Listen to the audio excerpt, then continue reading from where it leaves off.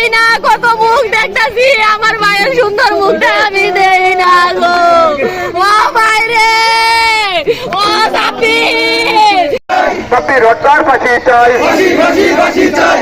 একটা মোবাইলের কেন্দ্র কইরা আমার ছেলের ঘুমের থেকে ডাইকে তুললে নিয়ে আগে মারছে, পিটাইছে, পিটানোর পরে গাড়ির চাপা দেওয়া রোড অ্যাক্সিডেন্ট দেখায় তাকে হত্যা করা হয়েছে পরিকল্পিত ভাবে। নাম হয়েছে রফিক, বিরাজ, ফারুক, অলি, শাকিল। এই তারা পলাতক, সাথে সাথে তারাই না শুধু গ্রামের থেকে আমাদের এলাকা থেকে 20-22 লোক নাই।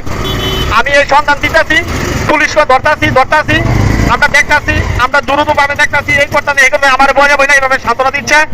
পানিয়ারূপ গ্রামে সাব্বিরকে পরিকল্পিত ভাবে কিছু কুচুক্তি মহল তাকে হত্যা করেছে। এই হত্যার সাথে যারা জড়িত আছে তাদেরকে দৃষ্টান্তমূলক শাস্তি দেওয়ার জন্য আমি আমার ইউনিয়ন, কাইমপুর ইউনিয়ন যুবদলের পক্ষ হতে আমি এর জোর দাবি জানাচ্ছি।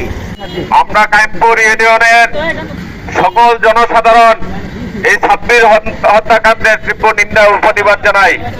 প্রিয় সংগ্রামী ভাইয়েরা, আপনারা জানেন এই মাদক ব্যবসাকে, সুরা কারবারকে বাধা দেওয়ার জন্য এই সাব্বিরের জীবন দিতে হয়েছে। শুধু সাব্বির নয়, এই মাদক এবং সুরা কারবার বন্ধ করার জন্য কাইমপুর ইউনিয়নের সর্বস্তরের জনগণকে আমরা ঐক্যবদ্ধ করে প্রয়োজনে আমরা সবাই জীবন দেব। সবাই মাদক এবং সুরা কারবারি বন্ধ করতে হবে। এই সাব্বিরকে হত্যা করেছে আজকে 1 মাস হয়ে গেল। এই পুঞ্জক্ত এখন পর্যন্ত আমরা সাব্বির হত্যার বিচার এই পুঞ্জক্ত ফায়দায় কথা বলতে কিনা?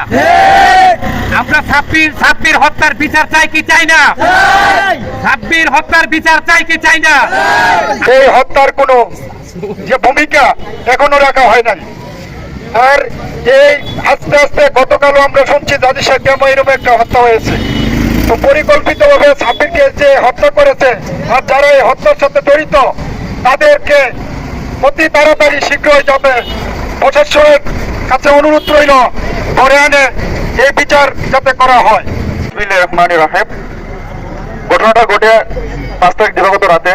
তো এই ঘটনা ঘটার 2 দিন পরে ওসি সাহেব আমার আব্বাকে ডাকে এনে যে মামলা করার জন্য।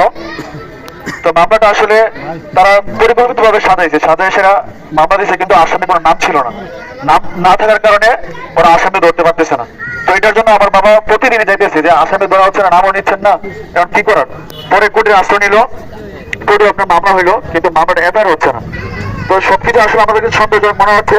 তো শেষ পর্যন্ত আমরা সর্বোচ্চ প্রশাসনের সহযোগিতা নিয়েছি। তারা বললো যে আপনারা একত্রিত হয়ে যেভাবে সুষ্ঠু বিচারের দাবি করেন গ্রামবাসীকে নিয়ে, তো আমরা এই সুষ্ঠু বিচারের দাবি দিয়ে আজকে মাঠে নামলাম।